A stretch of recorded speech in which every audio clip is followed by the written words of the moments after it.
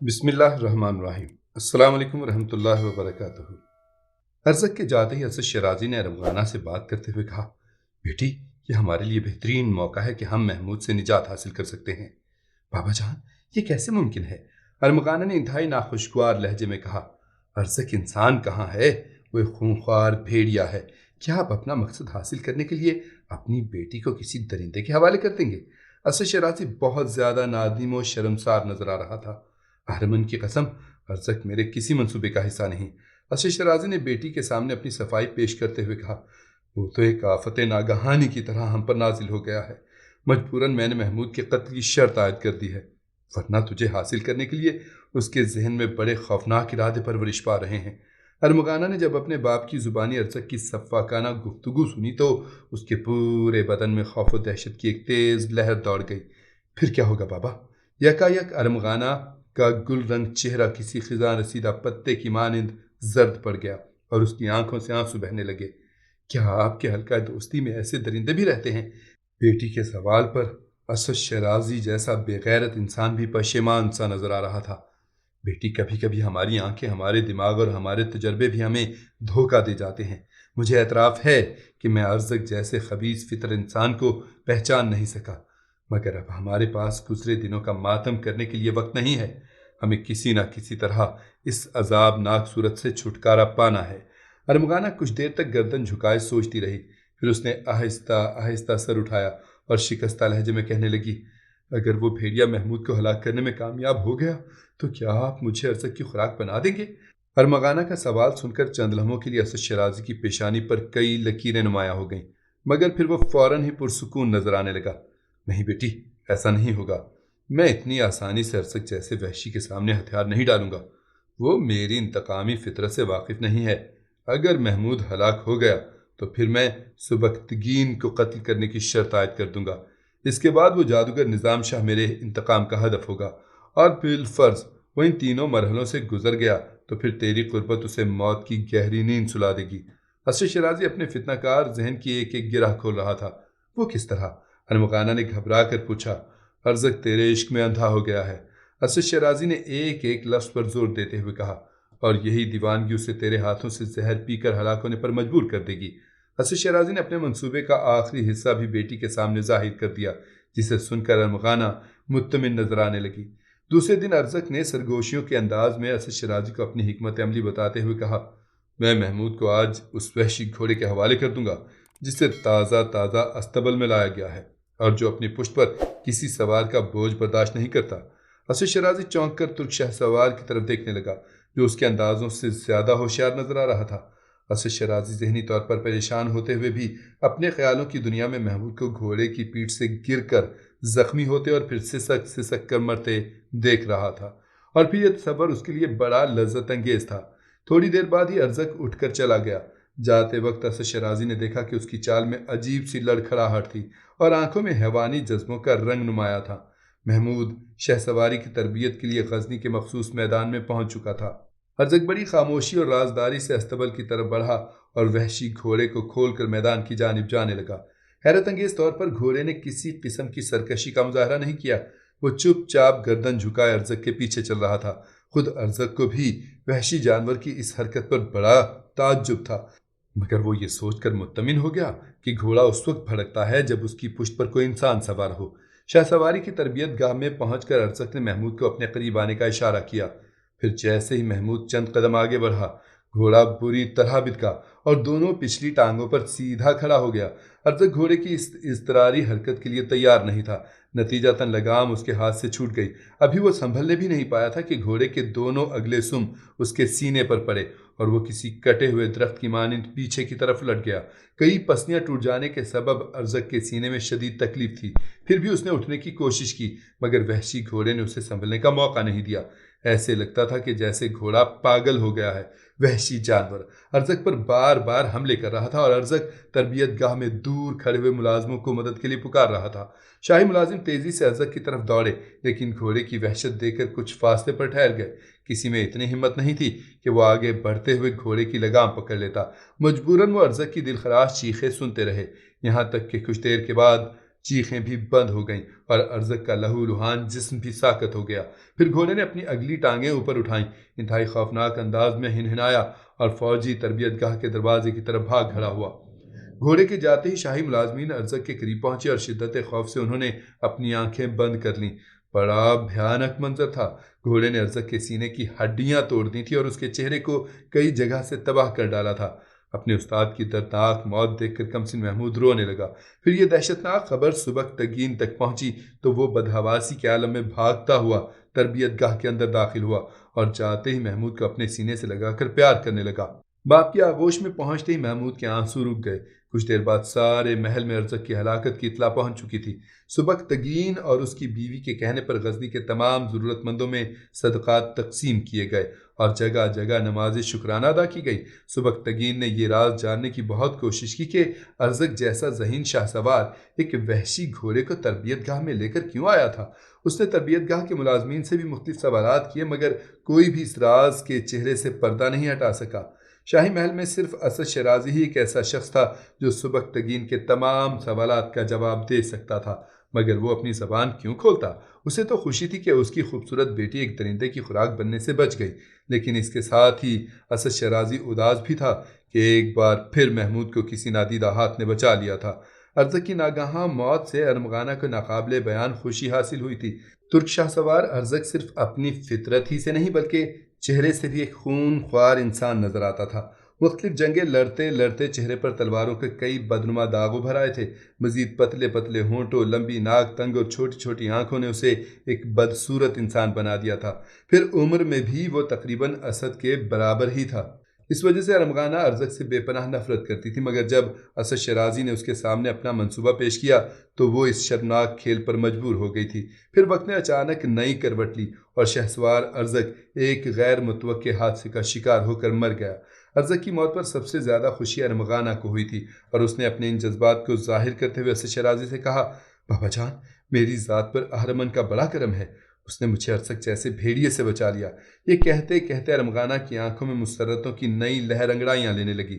بے شک، مگر اس کے ساتھ ہی ہمارے گھر پر اہرمن کا عذاب بھی نازل ہو رہا ہے۔ اسد شیرازی کا لہجہ بہت اداس تھا۔ وہ کیسے بابا؟ ارمغانہ نے چونک کر کہا، اگر اہرمن ہم سے ناراض نہ ہوتا تو اب تک محمود ہلاک ہو چکا ہوتا۔ سبکتگین اور وہ جادوگر نظام شاہ کا نام سن کر اب ارمغانہ کو بھی ایک عجیب سا احساس ہونے لگا تھا۔ پہلی بار اس نے باپ کے جذبات کے خلاف اپنی زبان کھولی۔ اگر نظام شاہ اتنا ہی بڑا جادوگر ہے تو آپ ہی اس کی سہرانہ قوتوں سے بھرپور فائدہ کیوں نہیں اٹھاتے؟ بیٹی، میں نے اسے ہر قیمت پر خریدنے کی کوشش کی تھی، مگر وہ سوکھی روٹی کھانے والا انسان تھا، زر و جواہر کے لقمے کھانے کا آمادہ نہیں۔ پھر اسے اپنے راستے سے ہٹا دیجیے یا خود اس کے راستے سے ہٹ جائیے۔ ارمغانہ نے اپنے باپ کو مشورہ دیتے ہوئے کہا، میں اس کے راستے سے کیسے ہٹ جاؤں؟ مجھے اپنی شکست تسلیم نہیں۔ ہاں، یہ ممکن ہے کہ میں عنقریب اسے اپنے راستے سے ہٹا دوں۔ یہ کہتے کہتے اسد شیرازی کی عیار آنکھوں میں نفرت کے گہرے سائے لرزنے لگے۔ ارمغانہ نے عجیب سی نظروں سے باپ کی طرف دیکھا اور ایک شادی تقریب میں شریک ہونے کی تیاریاں کرنے لگی۔ آج کل اسے اسد شیرازی کی یہی ہدایت تھی کہ وہ ان تقریبات میں زیادہ سے زیادہ نمایاں ہونے کی کوشش کرے۔ ارمغانہ پہلے ہی ایک بے پناہ حسین دوشیزہ تھی، پھر قیمتی ملبوسات کی آرائش نے اس کی دلکشی میں مزید اضافہ کر دیا تھا۔ اکثر ترکی سردار اور عمرہ ارمغانہ کو پسندیدہ نظروں سے دیکھتے تھے۔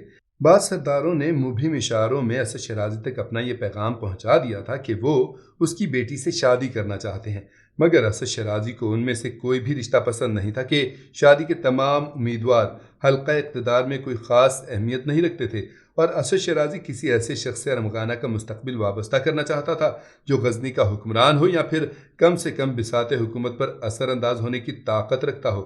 بدقسمتی سے ابھی تک ایسا کوئی شخص سامنے نہیں آیا تھا جو اسے سبکتگین کے بڑھتے ہوئے اثرات سے محفوظ رکھ سکے۔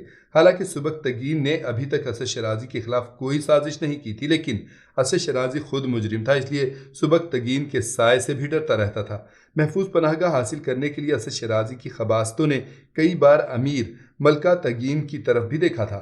اس کی خواہش تھی کہ کسی نہ کسی طرح ارمغانہ کی شادی ملکہ تگین سے ہو جائے، مگر موجودہ امیر غزنی ایک نہایت پرہیزگار انسان تھا، اس سے اسے کیف و نشاط کی محفلوں اور خوبصورت عورتوں سے کوئی دلچسپی نہیں تھی۔ ملکہ تگین سے مایوس ہونے کے بعد اسد شیرازی نے حلقہ اقتدار میں شامل ہونے والے دوسرے لوگوں پر نظر ڈالی۔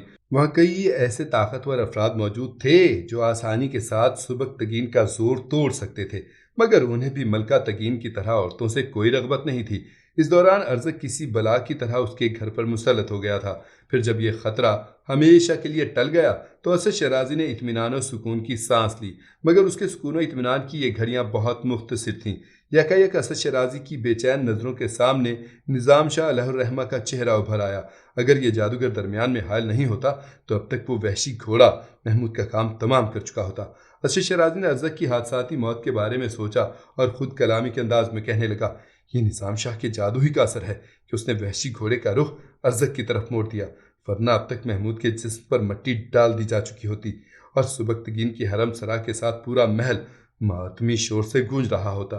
بہت دیر تک اسد شیرازی کے ذہن میں آندھیاں ہی چلتی رہیں۔